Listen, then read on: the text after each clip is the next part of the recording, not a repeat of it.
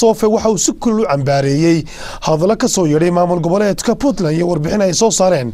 wasiirka oo xafiiskiisa magaalada Hargeysa kula hadlay warbaahinta waxa uu sheegay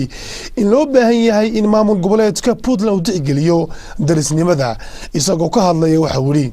waxaan ka jawaabayaa war uu soo saaray ama uu ku baahiyay baraha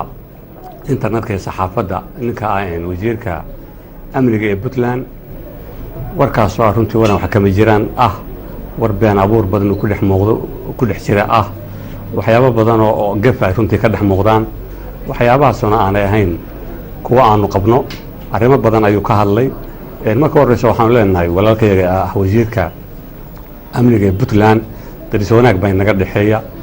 daris wanaagana in la xumeeyo ma wanaagsana annagu waan ku dadaalinaa dhinacayaga wax kasta oo keeni karaya mushkilad ama isku dhac runtii inaanu ka digtoonaano hasaate sidaad wuxuu wadaa wasiir ma aha sidii dariska uu ahaan jiray waa daris xumo hadalladaas sheegaysaan waxa ku jira hadallo badan oo deelqaafa hase ahaatee waxa kale iyaduna jirta dowladda Soomaaliya in hadda noo dhaxeeyo wada hadalkaas oo mid si wanaagsan runtii u socda oo aan hadda la oran karaahin dhaliil aan u jeedinayno oo mataqaana wada hadalkaas meel fiican ayuu maraya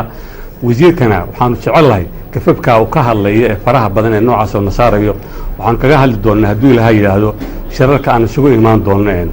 dowladda Soomaaliya maadaama maamulka Puntland uu yahay maamul isaga hoostaga Soomaaliya